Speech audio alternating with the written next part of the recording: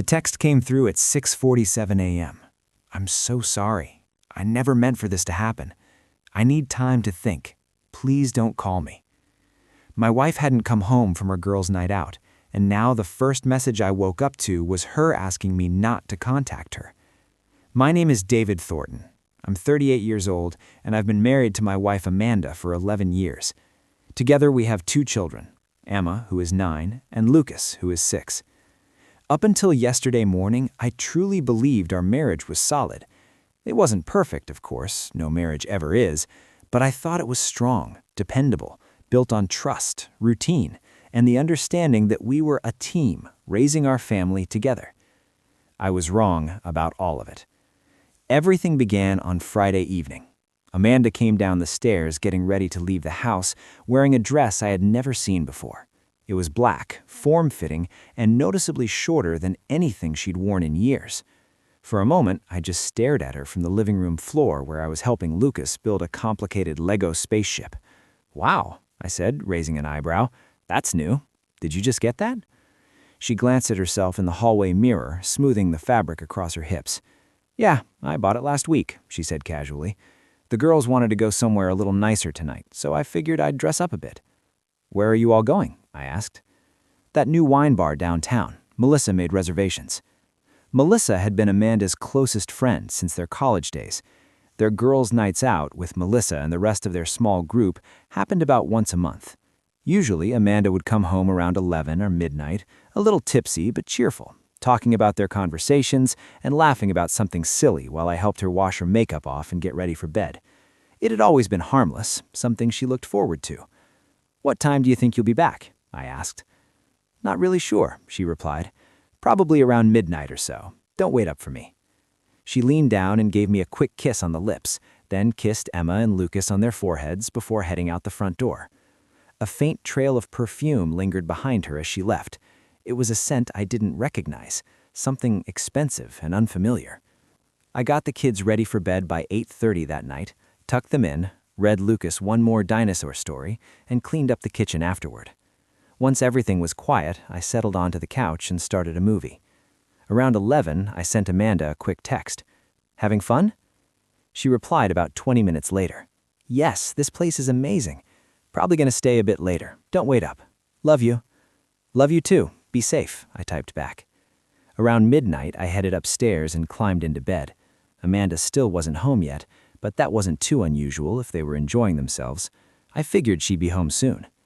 At 2 in the morning, I woke up instinctively and reached across the bed toward her side. It was empty. I grabbed my phone and checked for messages. Nothing. I sent her another text. "Hey, you okay? It's getting pretty late." There was no response. I tried calling her. It went straight to voicemail. That was when the worry started creeping in. I dialed Melissa's number. She answered on the 4th ring, sounding half asleep. "David? What's wrong?" "Is Amanda still with you?" I asked quickly. "What? No. We all left the wine bar around 11:30. She said she was heading home." My stomach dropped immediately. "She's not here," I said quietly. "What do you mean she's not there?" "I mean, she never came home. The last text she sent me was around 11 saying she was staying a bit longer. I thought she was still with you." "No," Melissa said slowly. "We paid the bill and walked out together. We all headed to our cars in the parking lot. Amanda said she was going straight home." "Did she seem okay?" I asked. "Was she drunk or anything?" "She had a couple glasses of wine, but she definitely wasn't drunk. Honestly, she seemed distracted most of the night." "Distracted how?" "She kept checking her phone over and over. I asked if everything was okay, and she told me it was just work stuff." "Work stuff at 11 on a Friday night?" Melissa hesitated. "Melissa," I said, my voice tightening, "I need you to be honest with me. Is Amanda seeing someone?" There was a long silence on the other end of the phone. "Melissa?" I don't know for sure," she said finally. "But the last few weeks, she's been acting different, more secretive, always on her phone. And when we left the wine bar tonight, I noticed her car driving in the opposite direction from your house. Where did she go?" "I don't know. I'm sorry, David. Maybe I should have said something earlier." I ended the call and immediately tried Amanda's phone again, straight to voicemail. Then I logged into our cell phone account online. I checked the location history for her phone. The last location ping had been at 11:42 p.m. at an address I didn't recognize.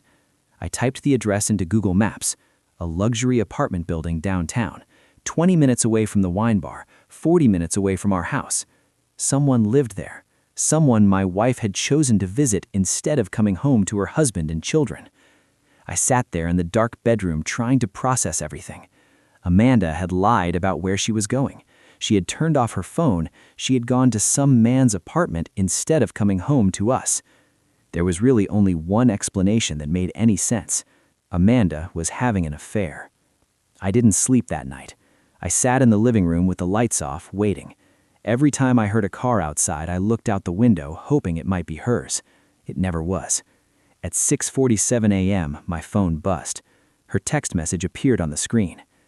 If you want to know what I discovered after hiring that investigator and what I ultimately did with the truth that shattered Rachel's perfect little fantasy, hit subscribe, because what I uncovered wasn't just a simple affair. It was something much deeper, something planned long before I ever realized what was happening, and I was always meant to be the fool paying for it. My name is Jason Miller. I'm 38 years old, and I live in Akron, Ohio. For the past 15 years, I've worked as a logistics coordinator for a mid-sized shipping company. It's not the kind of job anyone dreams about. I sit in a gray cubicle all day, organizing routes, calming down angry truck drivers, and making sure packages get delivered to the right places. I make $52,000 a year. It's enough, barely enough. Enough to keep the lights on, keep the mortgage paid, and make sure our 6-year-old daughter Emma can stay enrolled in the dance classes she absolutely loves. Rachel used to tell me she admired how hard I worked. "You're so steady, Jason, so reliable." Back then, I thought those were compliments. Later, I realized steady and reliable are often just polite ways of saying boring. Rachel and I met back in college. She was studying communications, while I was buried in supply chain management courses. We weren't the kind of couple people expected to see together. Rachel was lively and outgoing, the kind of woman that lit up every room she entered. I was the quiet guy who sat in the back of lecture halls taking careful notes and trying not to draw attention to himself. Somehow, though, it worked. She said I grounded her. I said she brought color into my life. We got married when we were 23. Looking back now, that was probably too young. But at the time, we believed love would carry us through anything. For a while, it really was. We bought a modest little house in a decent neighborhood. 2 years later, Emma was born, and our lives settled into a comfortable rhythm. I worked long hours while Rachel stayed home to raise Emma. I'm so sorry. I never meant for this to happen. I need time to think. Please don't call me. I stared at the words over and over again, trying to understand them. She was sorry? She hadn't meant for this to happen? She needed time to think? My wife had spent the entire night with another man, and now she was asking me not to call her? My hands started shaking with anger and disbelief. For a moment, I wanted to throw my phone across the room or smash it against the wall. I wanted to scream. But upstairs, my kids were still asleep, and I couldn't let them see their father falling apart. So instead, I typed back, "Where are you?" 3 dots appeared on the screen. They disappeared. Then they appeared again. Finally, a reply came. "I'm safe. I just need some space." "Space?" I wrote back. "You didn't come home last night. Our kids are going to wake up soon asking where their mother is. What am I supposed to tell them?" "Tell them I had to help a friend. I'll explain everything later." "Explain it now. Where were you?" There was no response. "Amanda, answer me. Where did you spend the night?" Still nothing. I typed again. "I know you weren't with Melissa. I know you went to an apartment downtown. Who is he?" The typing bubbles appeared again and stayed there for a long time before another message finally came through. "I can't do this conversation over text. I need time to figure out what I want." "What you want?" I replied. "What about what our kids want? What about our marriage?" "I'm confused, David. I just need time to think." "You're confused? You spent the night with another man and you're confused? Please don't make this harder than it already is." Don't make it harder. You're the one who cheated. You're the one who didn't come home. You're the one destroying our family. I need space. Please respect that. After that, she stopped responding completely.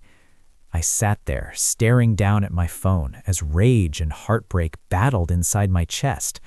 My wife of 11 years had just spent the night with another man and was now asking me to give her space to figure out what she wanted, as if our marriage was just some optional decision she needed to think through. At 7:30, Emma came downstairs, rubbing sleep from her eyes. "Where's Mom?" I forced a smile onto my face. "She had to help Aunt Melissa with something." "On a Saturday morning?" Emma asked. "Yeah, it was kind of an emergency. How about we make pancakes?" I moved through breakfast on autopilot, mixing batter, flipping pancakes, pouring juice, while my thoughts raced in every direction. Where was Amanda? Who was this guy? How long had she been seeing him? Once the kids finished eating, I turned on cartoons for them and went upstairs to our bedroom. I needed answers. I opened Amanda's laptop. The password was still our wedding date. She had never bothered to change it. For a second, I felt guilty about invading her privacy, but that feeling disappeared quickly. She had lost any expectation of privacy the moment she spent the night with another man. I started with her email. Nothing obvious there, just work messages, store receipts, and school newsletters. Then I checked her social media. Her Facebook messages were mostly conversations with Melissa and other friends, nothing suspicious. But her Instagram direct messages were different. There was a conversation with someone named Jake. It went back 6 weeks. "Jake, great meeting you today. I hope you enjoyed the coffee as much as I did." Amanda, "I did. It was nice talking to someone who understands." Jake, "Your husband doesn't understand?" Amanda, "He tries, but we're just in different places right now. He's focused on work and the kids. I feel invisible sometimes." Jake, "You're not invisible to me." My jaw tightened as I kept scrolling. Over the following weeks, the conversation grew more personal, more intimate. Compliments turned into flirting. Complaints about their lives turned into emotional confessions. Amanda was telling this stranger things she had never said to me, that she felt unappreciated, that she missed feeling attractive, that sometimes she wondered if she gotten married too young. 2 weeks ago, the messages became even more explicit. Jake, "I can't stop thinking about you." Amanda, "We shouldn't be doing this." Jake, "Why not? Life is too short to deny yourself happiness." Amanda, "I'm married. I have kids." Jake, "And you're also a woman with needs. When was the last time your husband made you feel the way I do?" Amanda, "It's been a long time." Jake, "You deserve better. You deserve to feel alive again." 1 week ago, the messages took another turn. Jake, "Come over Friday night. Just tell him you're going out with your friends." Amanda, "I don't know." Jake, "I'll cook dinner. We'll talk. No pressure." Amanda, "Just dinner." Jake, "Whatever you want it to be." 3 days ago. Amanda, "I'm scared." Jake, "Of what?" Amanda, "Of what this means. Of what I'm feeling." Jake, "It means you're finally putting yourself first. There's nothing wrong with that." Amanda, "Friday. I'll come over Friday." Jake, "I'll be waiting." Then, yesterday at 11:38 p.m., Amanda, "I'm here." Jake, "Come up, apartment 412. That was the last message in the thread. I leaned back in the chair, feeling like someone had punched me straight in the stomach. Amanda hadn't just fallen into this situation, she had planned it. She had lied about girls' night. She drove to Jake's apartment and stayed there with him. I opened Jake's profile. Jake Hartley, 34 years old, personal trainer and self-described life coach. His social media feed was full of shirtless gym selfies, motivational quotes about living your best life, and photos of him posing with different women at bars and restaurants. Exactly the kind of guy I'd expect to charm a married woman. Good-looking, confident, and completely full of himself. I took screenshots of everything and emailed them to myself. Then I did something I probably shouldn't have done. I opened Amanda's messages and sent Jake a reply pretending to be her. "Last night was a mistake. Please don't contact me again." His reply came almost immediately. Don't do this. What we have is real. Don't let guilt make you throw it away. I'm married. I have kids. This can't happen again. You told me you were unhappy. You said your husband doesn't see you. I see you, Amanda. I see all of you. I need to focus on my family. Your family doesn't appreciate you the way I do. Come back tonight. Let me show you what your life could really be like. My hands tightened into fists. I wanted to reach through the screen and choke him. Instead, I typed one last message. I'm blocking you. Don't try to contact me again. Then I actually blocked him from Amanda's account. Let him believe she had ended things. Let him sit there wondering what happened. Around noon, Amanda finally called me. Don't hang up, she said immediately. Please. Where are you? I asked coldly. I'm at a hotel. I needed somewhere quiet to think. You couldn't think at home with your family? I needed space. David, you keep saying that, I replied. Space from what? From me? From our kids? From everything? I'm overwhelmed. So you dealt with that by sleeping with someone else. Silence. His name is Jake, right? Jake Hartley, the personal trainer? How did you... I read your messages, all of them. 6 weeks of emotional affair leading up to last night when you went to his apartment instead of coming home. David, did you sleep with him? More silence. Amanda, did you sleep with him? Yes. Her voice was barely a whisper. The confirmation hit me like a physical blow, even though I'd already known it. Hearing her say it made it real. How could you? I asked, my voice breaking. How could you do this to us? I don't know. I was confused. He made me feel things I haven't felt in years. So this is my fault because I didn't make you feel special enough? That's not what I'm saying. Then what are you saying? Because from where I'm sitting, you threw away 11 years of marriage and betrayed your family because some gym bro gave you attention? It's more complicated than that. No, it's really not. You made a choice. You chose to lie. You chose to go to his apartment. You chose to sleep with him. Those were all conscious decisions. I know, and I'm sorry. Sorry doesn't fix this, Amanda. Sorry doesn't undo what you did. I know. That's why I need time to figure out what I want. What you want? What about what I want? What about our kids' need?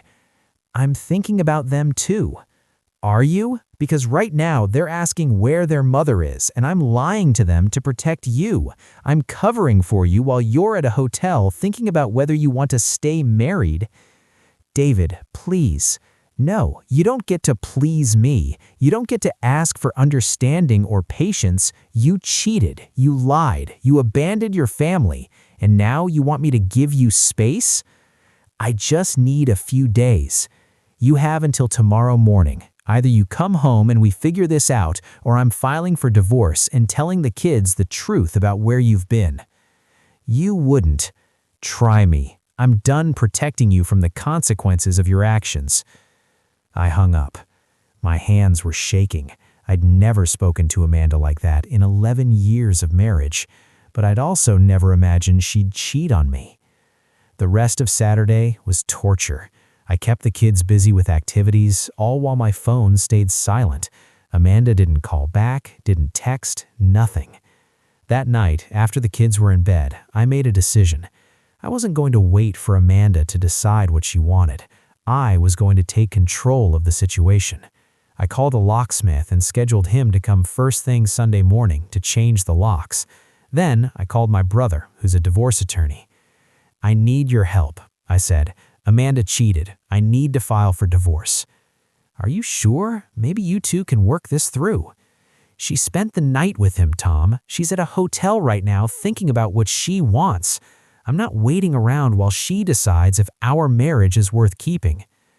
Okay, I'll drop the papers. We'll file Monday morning. Sunday morning, the locksmith came at 8 a.m. By 9 a.m., all the locks were changed. I packed up Amanda's clothes, toiletries, and personal items and put them in the garage. At 10 a.m., Amanda's car pulled into the driveway. She tried her key. It didn't work. She tried again, then knocked on the door. I opened it, but didn't let her in. What's going on? Why doesn't my key work? I changed the locks. You what? You said you needed space. I'm giving you space. You're not welcome in this house anymore. David, you can't keep me out of my own house.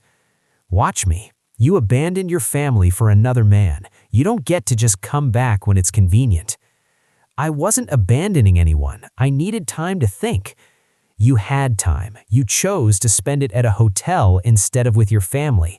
That tells me everything I need to know about your priorities.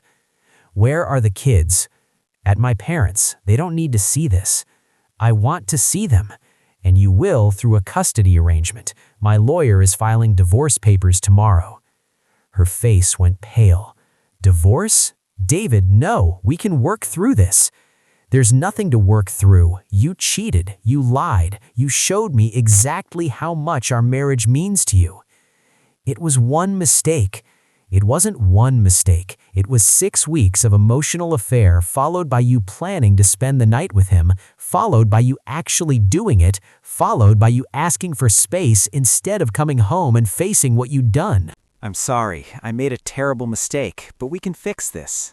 No, we can't. You broke something that can't be fixed. Please, David, I love you. I love our family. I don't want to lose you. You should have thought about that before you... Jake. She flinched. Don't be cruel. Cruel? You want to talk about cruel? You know what's cruel? Lying to your husband, cheating on your family, making your kids wonder where their mother is while you're with another man. I never wanted to hurt you, but you did, and now you have to live with that. What about the kids? You're going to tell them their mother cheated? I'm going to tell them we're getting divorced. The details are between you and me. David, please give me a chance to make this right. There is no making this right. Your stuff is in the garage. Take it and leave. This is my house too. Then you can fight for it in the divorce, but right now, you need to leave. She stood there, tears streaming down her face. I never meant for this to happen, but it did, and that's on you.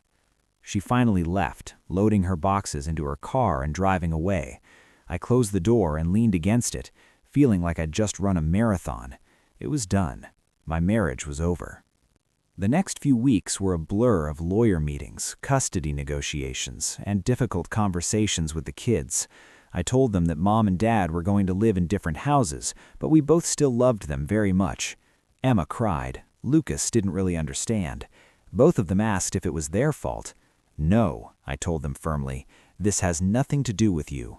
Sometimes adults make mistakes, and those mistakes have consequences, but you are not responsible for this.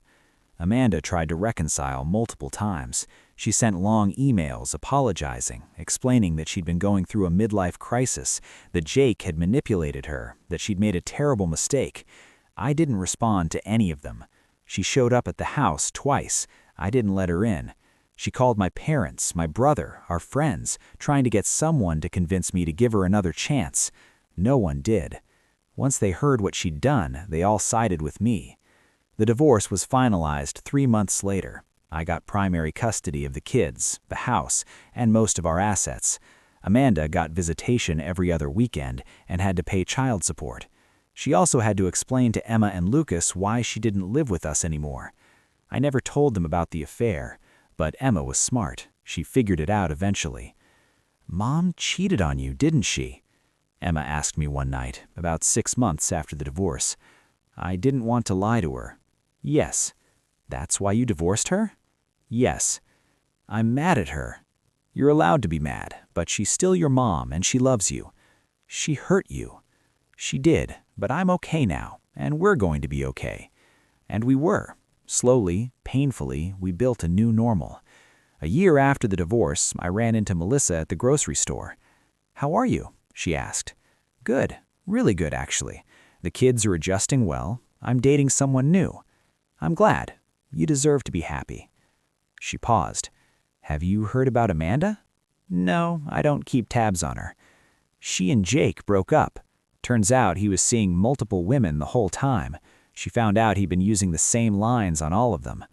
I felt a flicker of satisfaction. Karma. "She's pretty broken up about it. She lost you, lost him, and her relationship with the kids is strained. She calls me sometimes, crying about how she ruined her life." "She did ruin her life. That was her choice." "Do you ever think about forgiving her?"